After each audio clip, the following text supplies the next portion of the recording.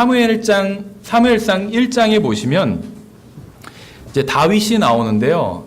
사무엘상 1장에 사무엘하입니다. 사무엘하 1장에 그 사무엘상에서 일어났던 일에 대해서 잘 모르시는 분들을 위해서 잠시 배경을 좀 설명을 해드리겠습니다. 이스라엘 백성들은 자신들을 통치할 왕으로 사울을 선택하게 됩니다. 그런데 그 사울은 주님께 합당한 마음을 가지지 않은 사람이었어요. 그래서 결국 사울은 주님께 이제 반역을 하게 됩니다.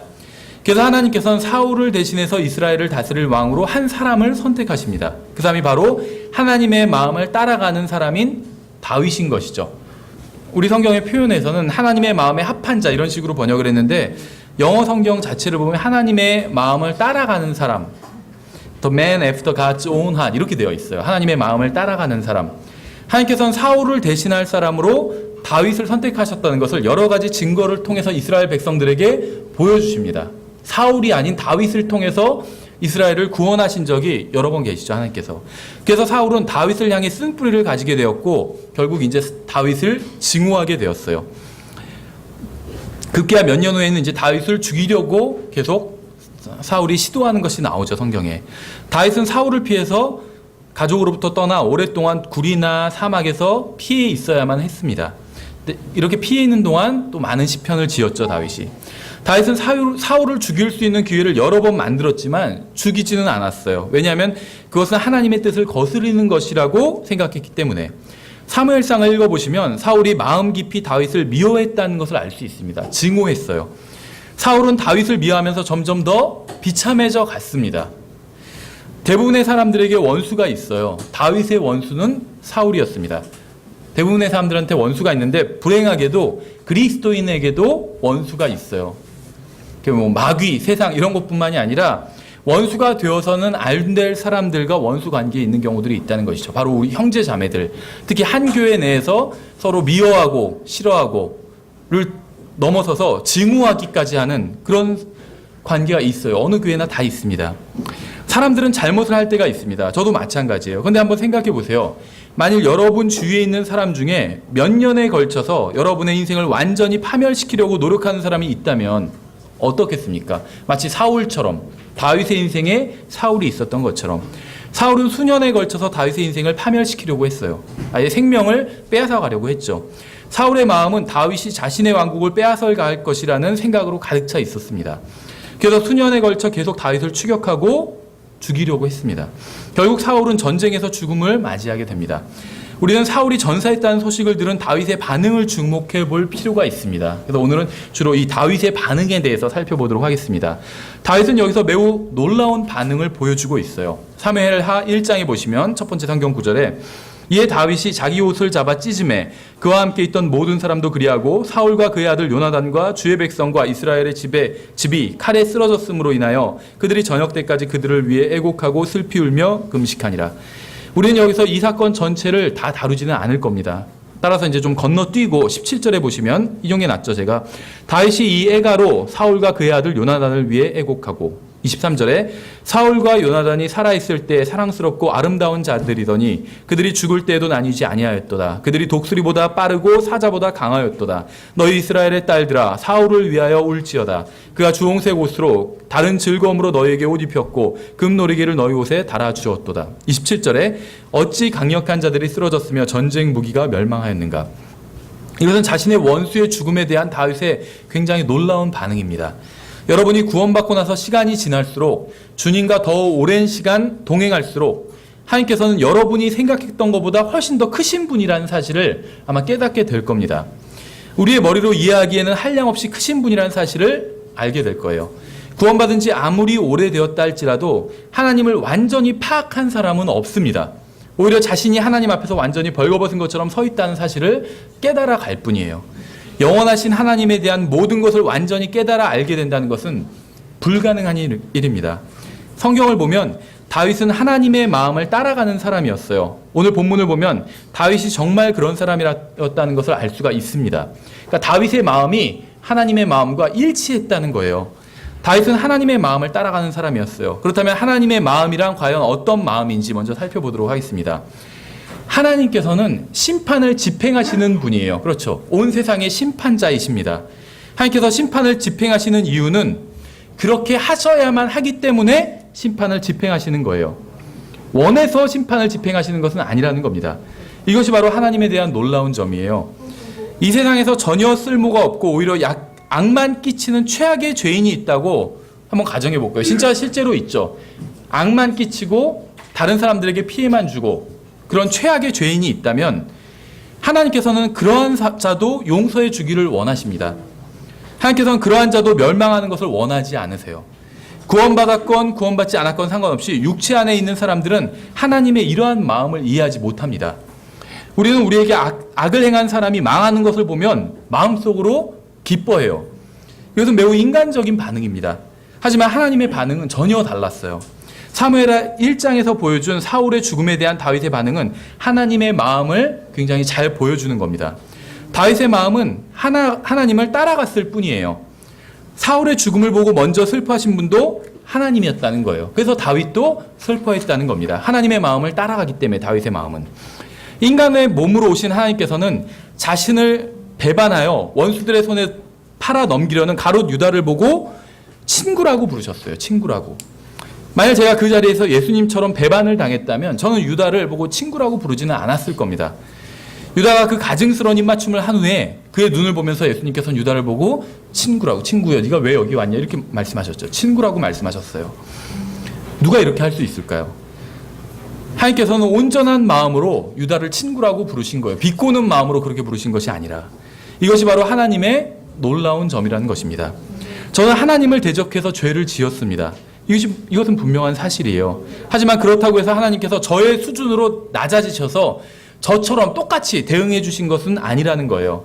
저는 주님께 죄를 짓고 주님께 무례하게 행할 때가 많이 있었어요. 하지만 그렇다고 해서 주님께서 저의 수준으로 오셔서 똑같이 저에게 되갚아 주지는 않으셨어요. 만약에 제가 하나님께 죄를 지은 것처럼 주님께서 저에게 똑같이 되갚아 주셨다면 저는 지금 이 자리에 서 있지 못했을 겁니다. 우리가 그 어떤 죄를 짓는다 할지라도 주님은 항상 거룩하시고 의로우시고 깨끗하시고 죄인들로부터 분리되어 계셨습니다. 사람들은 어떻게 사랑의 하나님께서 인간을 지옥에 보내실 수 있느냐고 물어요. 그렇죠. 어떻게 하나님은 사랑이라고 하면서 사람들을 지옥에 보낼 수 있냐고 이렇게 물어요. 근데 이것은 굉장히 잘못된 질문입니다. 다른 질문은 어떻게 사람들은 사랑의 하나님을 저버리고 지옥에 갈 수 있는가가 되어야 돼요. 사람들은 마치 하나님께 문제가 있는 것처럼 이야기를 합니다. 그렇죠. 어떤 누군가가 지옥에 가면 그건 하나님께서 보내시는 거기 때문에 하나님께 문제가 있다고 생각해요. 누군가 지옥에 가는 것에 대한 문제가 하나님께 있다는 것이죠. 인간이 지옥에 가는 원인이 하나님 때문이라고 말한다는 거예요. 하지만 인간이 지옥에 가는 이유는 하나님 때문이 아니라 자신이 죄를 짓기 때문이고 게다가 구원의 길을 마련해 주신 하나님의 사랑을 저버렸기 때문에 지옥에 가는 거예요. 하나님 때문에 지옥에 가는 것이 아니라. 에스겔서 18장에서 이렇게 말씀하고 있죠. 주 하나님이 말하노라. 사악한 자가 죽는 것을 내가 조금이라도 기뻐하겠느냐. 그가 자기 길들에서 돌이켜 사는 것을 기뻐하지 아니하겠느냐.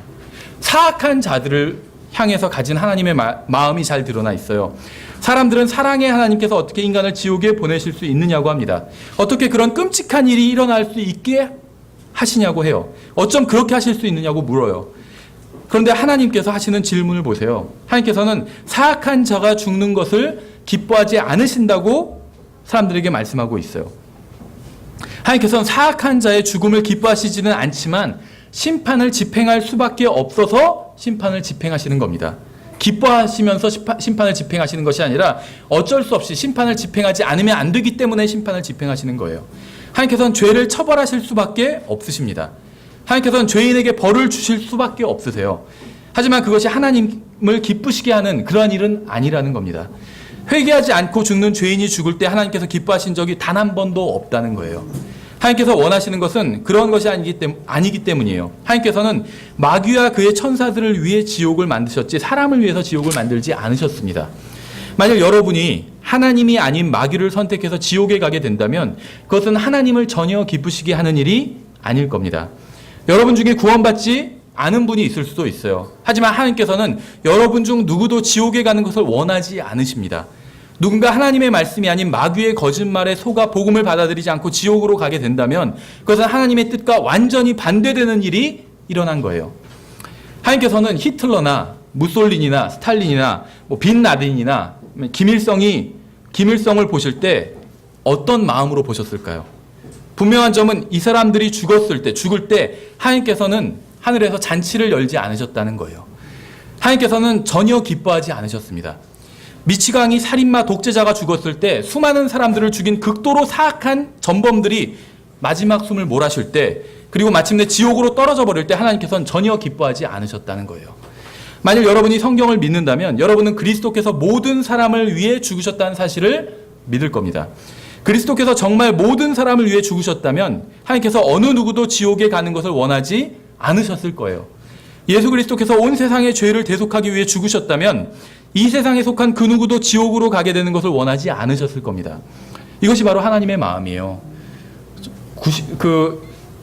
예전에 김일성이 죽었을 때 있죠. 그래서 막 호해 신문이 발행됐어요. 우리나라 사람들 많이 기뻐했거든요. 정말. 여러분은 어떠셨어요? 아마 기뻐하셨을 거예요. 대부분. 근데 하나님께서는 기뻐하지 않으셨다는 거예요. 모든 사람이 다 기뻐했다 할지라도 전우주에서 단 한 분, 하나님은 전혀 기뻐하지 않으셨다는 거예요. 이게 하나님의 마음이에요.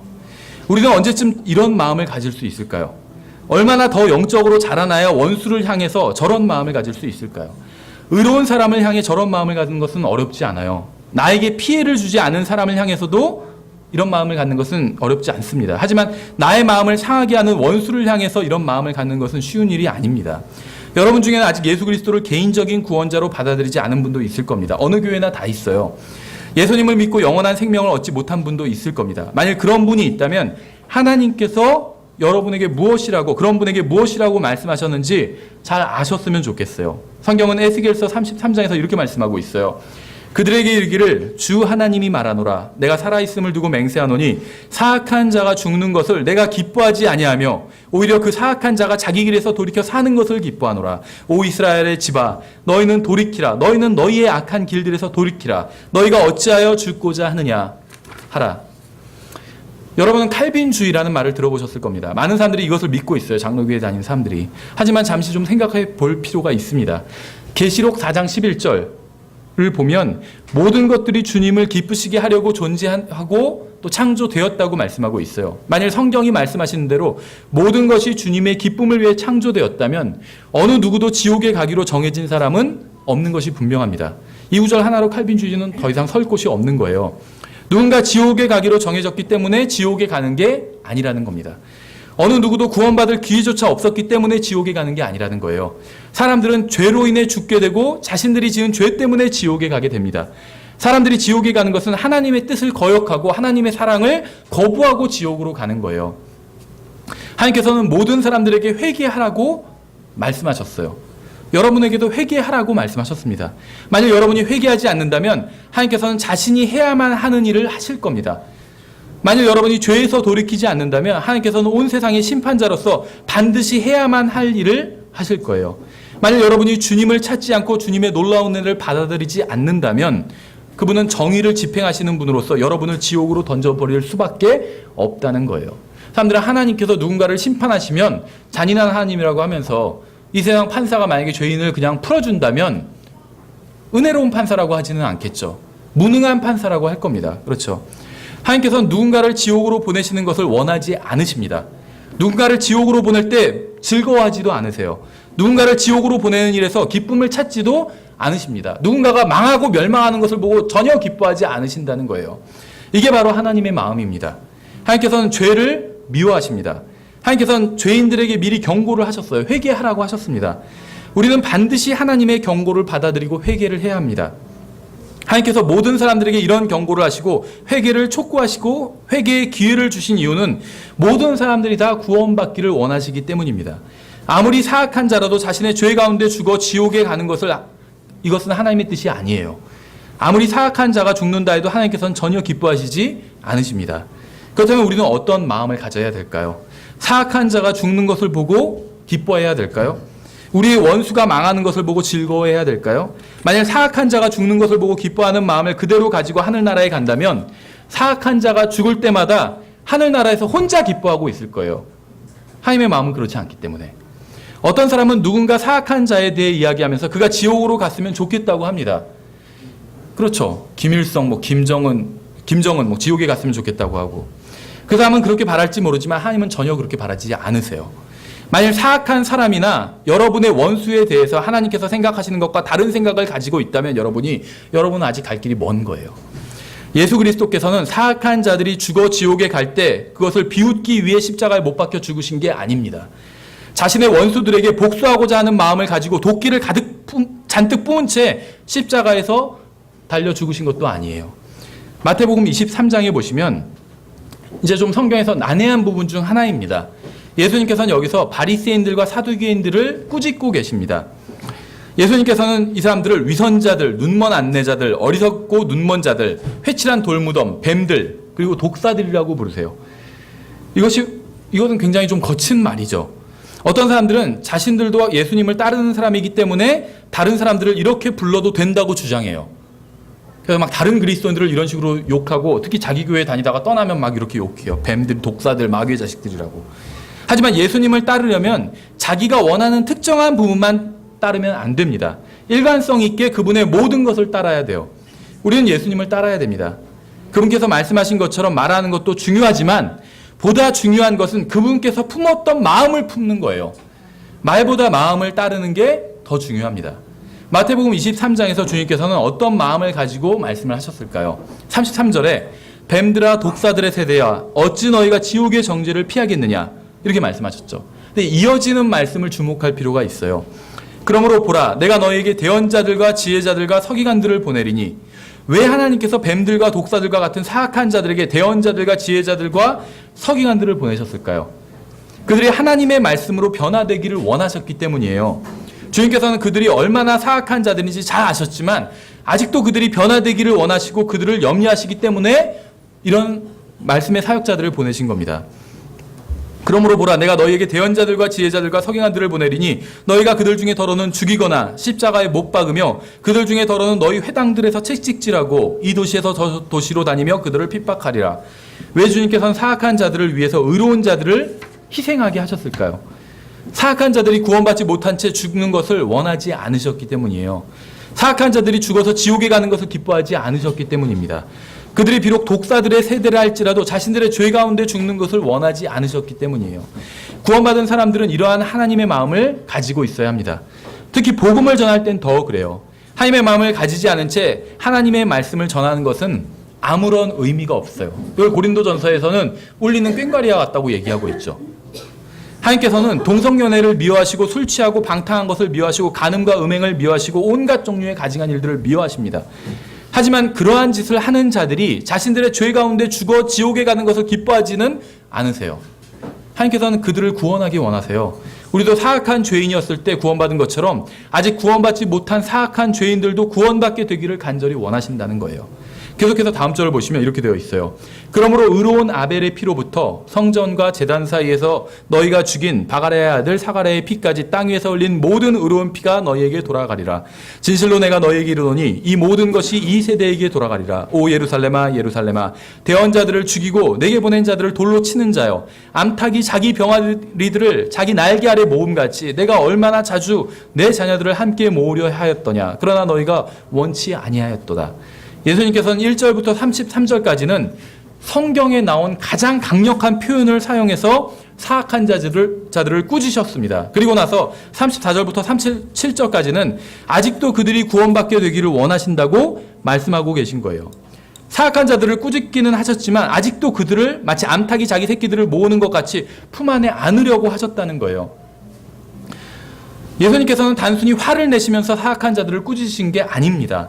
주님은 사람들이 진정으로 회개하고 하나님께 돌아오기를 간절히 바라는 마음으로 꾸짖으시는 거예요. 예수님께서는 증오로 가득 차서 이런 말씀을 하신 게 아니라 그들로 인해서 찢어질 듯 아픈 마음을 가지고 이런 말씀을 하셨다는 거예요. 우리가 복음을 전할 때 가져야 될 마음이 바로 이런 마음입니다. 우리는 하나님에 대한 정보를 얻기보다 하나님의 마음을 따라가려고 해야 해요. 하나님께서는 자신의 원수들을 위해 오래 참아주시고 용서하시고 자신의 생명을 내어주시기까지 하신 것처럼 우리도 그런 마음을 가져야 된다는 거예요.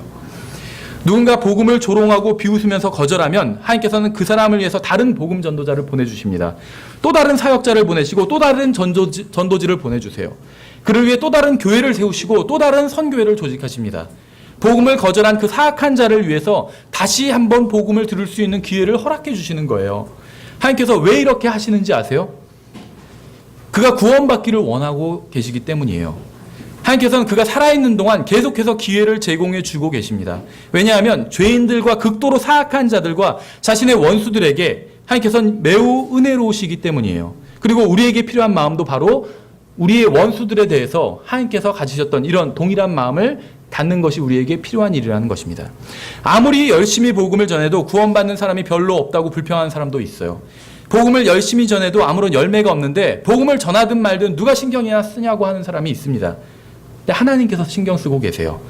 주님께서는 수천 년 동안 하나님을 잊어버린 자들을 염려해 주고 계십니다. 대언자들을 죽이고 침례인 요한을 거부한 자들을 위해서 염려해 주고 계신 거예요. 그들을 위해 자신의 생명을 내어놓으시는 거예요. 하나님의 마음은 저의 마음과는 비교할 수 없을 정도로 사랑과 은혜가 충만합니다. 여러분의 마음은 어떠신가요? 여러분의 마음은 하나님의 마음처럼 원수들을 향해서 은혜와 사랑이 충만합니까? 어떤 사람들은 구약 성경에 나오는 하나님은 잔인하고 무서운 분이라고 합니다. 그런데 여러분 이 점을 한번 생각해 보신 적이 있으시나요? 하나님께서는 단 한 번도 이스라엘 군대를 바빌론이나 페르시아나 유럽이나 아시아를 침공하도록 보내신 적이 없습니다. 이교도들의 국가로 쳐들어가서 그들의 신전을 허물고 우상을 불태워버리라고 하신 적이 없어요. 하나님께서 철저하게 파괴하라고 하신 것은 아브라함에게 주신 약속의 땅에만 해당되는 이야기였습니다. 하나님께서는 이스라엘 백성들이 자신들의 땅을 정결하게 하도록 하신 거예요. 자신들의 땅을 벗어나서 이교도들의 우상을 파괴하라고 하신 적이 단 한 번도 없다는 겁니다. 그것은 이스라엘의 임무가 아니었다는 거예요. 신약의 경우도 마찬가지예요. 하나님께서는 우리에게 교회 내의 죄를 정결하게 하라고 하셨어요. 우리 자신의 죄를 정결하게 하라고 하셨습니다. 성경은 단 한 번도 그리스도인들에게 낙태를 일삼는 세상 의사를 심판하라거나 동성연애자들을 혼내주라거나 우상숭배를 하는 사람들의 집을 폭파하라고 하신 적이 없어요. 왜냐하면 그것은 우리가 할 일이 아니기 때문에. 정결하게 하는 일은 교회 내에서 해야 합니다. 교회 밖에서는 주님의 영광을 드러내는 일을 해야 되는 거예요. 구약시대에 하나님께서는 이교도들의 죄를 심판하셨습니다. 하나님께서는 신약시대에도 믿지 않는 자들을 심판하실 거예요. 우리는 우리 자신을 돌아보고 자신을 정결하게 해야 합니다. 밖에서는 하나님의 사랑을 모르는 사람들에게 하나님의 사랑을 알리는 일을 해야 할 뿐이에요. 주님께서는 교회 내에서 음행을 하는 사람을 어떻게 처리해야 하는지 성경에 말씀하셨어요. 쫓아내라고 하셨죠.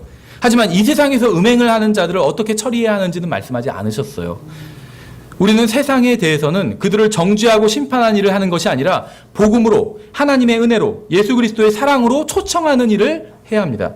세상의 악을 제거하는 게 우리의 임무가 아니라 그들에게 구원의 길을 제시해 주는 게 우리의 임무인 거예요. 마태복음 5장엔 이렇게 되어 있어요. 희한한 구절인데 그들이 말한 바 너는 내 이웃을 사랑하고 내 원수들을 미워하라 한 것을 너희가 들었으나 이렇게 되어 있죠. 제가 아직 성경을 다 찾지 못했을 수도 있지만 이 구절이 구약 성경을 인용한 것일까요? 아닐까요? 이 구절을 자세히 보시면 주님께서 구약 성경을 인용하신 게 아니라 사람들이 한 말을 그들이 말한 바 사람들이 한 말을 인용하신 것임을 알 수 있습니다. 왜냐하면 구약 성경에서는 내 이웃을 사랑하고 내 원수를 미워하라 이렇게 말씀하신 적이 없기 때문에 제가 여태까지 찾은 바로는 없어요. 이 구절은 사람들이 레위기를 절반만 인용해서 자신들이 편리한 대로 끼워 맞춘 거예요.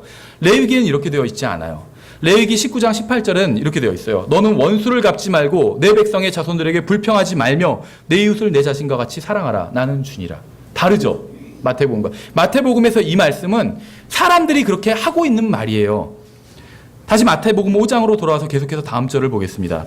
나는 너희에게 이르노니 잘 보세요. 지금 제가 여기서 말씀하고 있는 것, 묘사하고 있는 것이 누구를 묘사하는 건지 한번 잘 보세요.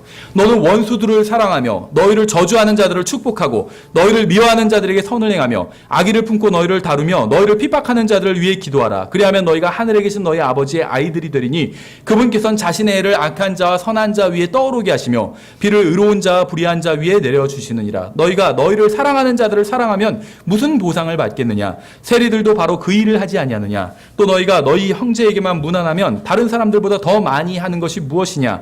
세리들도 그렇게 하지 아니하느냐? 그러므로 하늘에 계신 너희 아버지께서 완전하신 것 같이 너희도 완전하라. 예수님께서 하신 말씀의 의미를 이해하시겠어요? 원수를 사랑하고 저주하는 자들을 축복하고 미워하는 자들에게 선을 행하고 악의를 품고 다루며 핍박하는 자들을 위해 기도한 분은 바로 예수님이에요. 그렇죠? 역사상 누구도 그렇게 하지 않았습니다. 예수님이 그렇게 하셨어요. 만약 우리도 그렇게 한다면 우리는 하나님과 같아지는 거예요. 이것이 바로 경건입니다. 하나님과 같은 마음을 품게 되는 거예요. 여러분이 원수를 사랑하면 여러분은 하나님과 같아지는 겁니다. 여러분을 저주하는 자들을 축복하면 하나님과 같아지는 거예요. 여러분에게 악을 행하는 자들에게 선을 행하고 그들을 위해 기도하면 하나님과 같아지는 겁니다. 우리는 하나님의 말씀을 전하면서 하나님의 마음도 전해야 돼요. 하나님의 마음을 품지 않은 채 하나님의 말씀만을 전하는 것은 아무런 의미가 없습니다.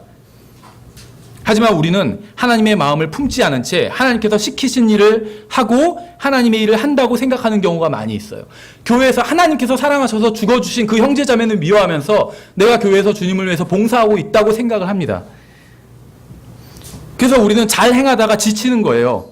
그래서 우리는 결과가 나오지 않으면 실망하는 겁니다. 그래서 우리는 우리가 전한 것을 받아들이지 않는 사람들에게 화를 내는 거예요. 왜냐하면 우리가 하나님의 명령에 순종해서 무엇인가를 하지만 하나님의 마음은 품지 않고 하기 때문에. 다윗은 오랫동안 자신을 죽이려고 했던 원수가 죽었을 때 옷을 찢으며 진심으로 슬퍼했습니다. 다윗이 슬퍼한 채 하더라 이렇게 성경은 기록하고 있지 않아요. 다윗은 하나님의 마음을 따라가는 사람이었기 때문에 다윗이 사울의 죽음을 기뻐하지 않은 것은 마치 하나님께서 악인의 죽음을 기뻐하지 않으셨던 것과 같았다는 거예요. 우리는 우리가 속한 국가의 국민으로서 우리나라의 안보를 위협하는 세력은 모두 이 세상에서 사라져 버려야 된다고 생각을 합니다. 이것은 우리가 속한 국가의 국민으로서 당연한 일일 거예요. 그렇죠? 우리의 안보를 위협하는 사람들은 다 죽어버렸으면 좋겠다. 사라져버렸으면 좋겠다. 이렇게 생각하는 건 당연한 일일 겁니다. 하지만 우리는 이 세상에 속한 사람들이 아니라 하늘나라에 속한 사람들이에요. 우리나라의 안보를 위협하는 사람들이 사라져버리기를 바라지 말고 그들이 지옥에 가지 않고 구원받아 하늘나라에 가게 되기를 바라야 된다는 겁니다. 우리는 사람들에게 민주주의의 위대함이나 공산주의의 위험성에 대해 알리는 게 아니라 예수 그리스도에 대해서 알려줘야 됩니다. 사람들에게 가장 필요한 것은 민주주의가 아니라 예수 그리스도이기 때문에 민주주의 국가에 살면서도 지옥에 가는 사람은 있지만 예수 그리스도 안에 있으면서 지옥에 가는 사람은 한 명도 없기 때문에 저는 지금 우리나라의 국민으로서 해야 하는 의무를 하지 말라는 얘기를 하는 것이 아닙니다. 저는 하늘나라의 국민으로서 해야 하는 일을 가장 먼저 해야 한다는 얘기를 하고 있는 거예요. 민주시민으로 사는 것보다 더 중요한 것은, 그것도 중요해요. 근데 그것보다 더 중요한 것은 참된 그리스도인으로서 사는 거예요. 이것이 대립한다는 얘기를 하는 것이 아니라 우선순위에 대해서 말씀을 드리는 겁니다. 지금도 수많은 사람들이 죽어가고 있어요. 전쟁으로, 교통사고로, 질병으로, 심장마비로 늙어서 죽어가고 있어요. 죽으면 하늘나라에 가든지 지옥에 가서 영혼을 보내게 됩니다. 이것은 정치적인 문제보다 훨씬 더 중요한 문제예요. 이것은 국가보다 훨씬 더 중요한 문제입니다. 이것은 애국심보다 훨씬 더 중요한 문제예요. 이것은 민주주의보다 훨씬 더 중요한 문제입니다. 우리는 그리스도인이에요. 온 세상을 민주주의로 만드는 것이 우리의 임무가 아닙니다. 우리의 임무는 구원받지 못한 사람들의 혼을 예수 그리스도께로 인도하는 것이에요. 저는 대통령을 만약에 제가 만나게 된다면 왜 정치를 그따위로 하냐고 따지지 않을 거예요. 저는 그에게 예수 그리스도를 전할 겁니다. 제가 만약에 야당 총재를 만난다면 왜 그렇게 대통령이 하는 일마다 반대를 하느냐고 따지지 않을 거예요. 그에게 예수 그리스도를 전할 겁니다. 여러분은 제가 하는 말을 이해하시겠습니까? 우리가 받은 사명은 뉴스에 나오는 일보다 사건보다 훨씬 더 중요한 거예요. 우리가 받은 사명은 국회의사당에서 일어나는 일보다 훨씬 더 중요한 일입니다. 하나님께서는 모든 사람이 구원을 받고 진리를 아는 데 이르기를 원하십니다. 여러분이 가진 모든 영향력을 사용해서 예수 그리스도를 전하세요. 여러분이 가진 모든 힘을 사용해서 누군가 멸망하지 않도록 도와주세요. 이 세상을 변화시키려고 하지 말고 그들에게 예수 그리스도를 알려주세요. 이것이 우리가 받은 가장 고귀한 사명입니다. 이 세상에서 인간이 할 수 있는 가장 고귀한 사역이에요. 예수 그리스도의 복음을 전하는 것보다 더 위대한 일은 없습니다.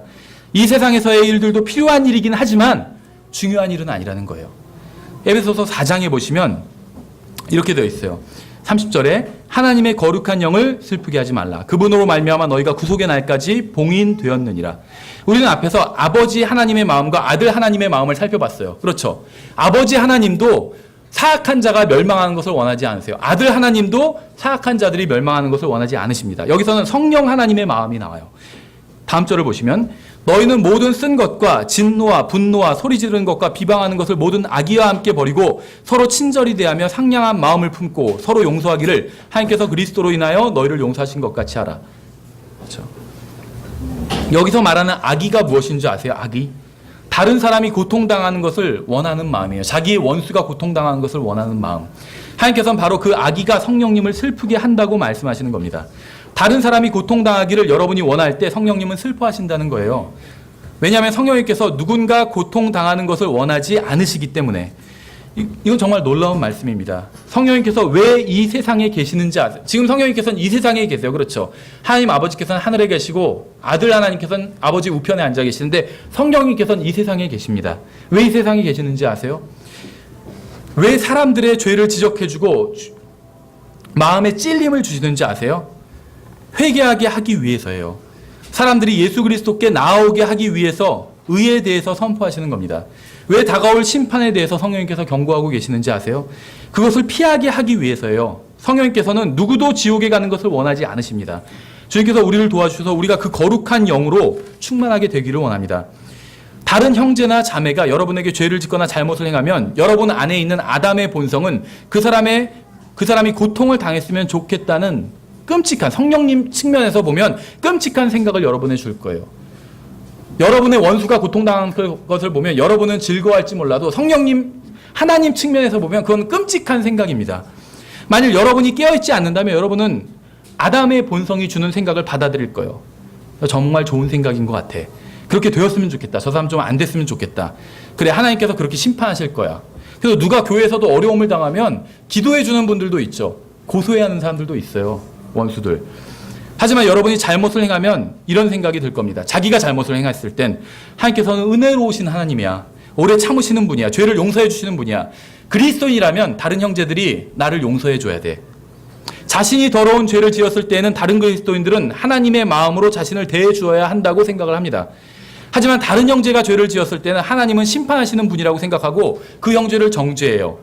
그렇죠. 그 형제를 좀 처벌하셨으면 좋겠다 이렇게 생각을 합니다. 아마 많은 사람들이 이런 생각을 할 거예요. 우리는 다른 사람이 죄를 지으면 하나님께서 그 사람이 행한 대로 갚아주시기를 바랍니다. 그 사람의 죄가 폭로되고 드러나기를 바라요. 다른 모든 사람들이 그 사람의 정체를 알아야 한다고 주장을 합니다. 하지만 자신이 죄를 지었을 때는 하나님께서 은혜를 베풀어 주시기를 원합니다. 죄를 용서받고 가려지기를 원해요. 저는 저의 죄가 드러나는 것을 원하지 않습니다. 저의 말과 생각과 행동과 마음을 다른 사람들이 알게 되기를 원하지 않아요. 하나님께서 저의 모든 죄와 말과 행동과 생각과 마음을 예수 그리스도의 피로 덮어주시기를 원합니다. 왜 그런지 아세요? 저는 저를 사랑하기 때문에. 저는 저를 사랑하기 때문에 제가 상처 입는 것을 원하지 않기 때문입니다. 만일 저의 마음이 하나님의 마음과 동일하다면 저는 여러분을 이렇게 사랑할 거예요. 여러분이 상처받는 것을 원하지 않을 겁니다.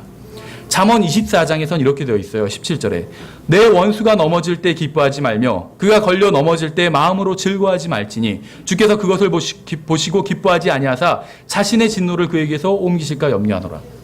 구약 성경에선 내 원수를 미워하라 이렇게 사람들은 얘기했다고 생각해요. 성경에 그런 말씀이 없는데 성경은 오히려 원수가 넘어지는 것을 기뻐하지 말라고 말씀하셨어요. 구약 성경에서도. 지금 여기서 말씀하시는 것은 이렇습니다. 만약 악한 사람이 넘어지는데 제가 그것을 보고 기뻐한다면 주님께서는 그것을 기뻐하지 않으신다는 겁니다.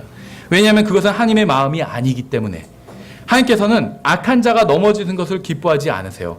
다만 하나님께서는 온 세상의 심판자로서 자신이 해야 하는 일을 하실 뿐입니다. 그렇게 해야만 세상의 질서를 잡으시고 인류를 유지하실 수 있기 때문에 자신의 이름과 말씀과 의를 위해서 해야만 하는 일을 하시는 것뿐이에요. 하나님께서는 느부갓네살이 짐승처럼 되는 것을 원하지 않으셨습니다. 땅이 고라를 집어삼키는 것을 원하지 않으셨어요. 소돔과 고모라의 거주민들을 불로 심판하는 것을 원하지 않으셨습니다. 대홍수로 사람들을 멸망시키기를 원하지 않으셨어요. 왜냐하면 이러한 것은 하나님께서 인간을 만드신 목적이 아니기 때문에. 하나님께서는 어느 누구도 멸망하는 것을 원하지 않으십니다. 누군가가 멸망한다면 그것은 하나님의 마음을 슬프게 하는 일이에요. 죄인이 자신의 죄 가운데 죽는 것은 하나님의 마음을 슬프게 하는 일입니다. 바로 이러한 마음이 우리에게 필요한 마음이에요. 사악한 자들을 향해서 우리를 미워하고 핍박하고 박해하고 괴롭히는 자들을 향해서 이러한 마음을 갖기를 원하시는 거예요. 저의 마음이 이러한 마음으로 변화되기를 원합니다. 아직은 변화되지 않았어요. 그래서 저를 미워하는 사람, 저를 힘들게 하는 사람이 어려움을 겪으면 겉으로는 형제면 어떻게 해도 속으로는 기쁨이 나와요. 막 이건 육신으로부터 나오는 기쁨이에요. 성령님은 슬퍼하고 계세요. 그때 저는 죄에 대한 하나님의 말씀을 선포해야 됩니다. 의와 심판에 대한 말씀도 선포해야 돼요. 하나님의 말씀을 받아들이지 않으면 어떤 일이 생기는지 죄의 삭은 무엇인지에 대해서도 선포해야 합니다. 하지만 동시에 원수를 위해 자신의 목숨을 내어주신 예수 그리스도의 마음을 품어야 돼요.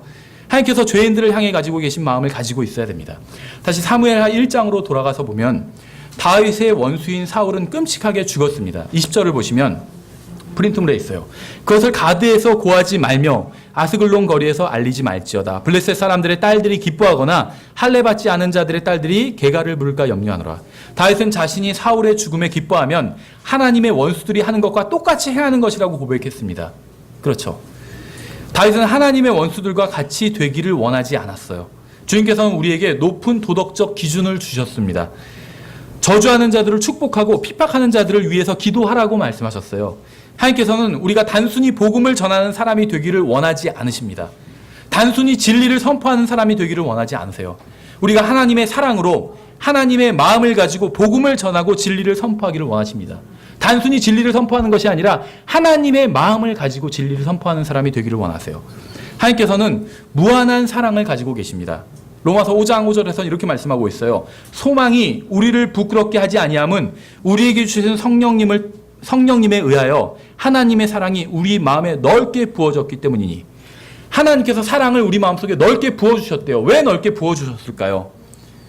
우리에게 하나님의 사랑이 필요하기 때문에 주신 거예요. 그렇죠. 근데 하나님의 사랑이 필요한 사람은 우리만이 아니에요.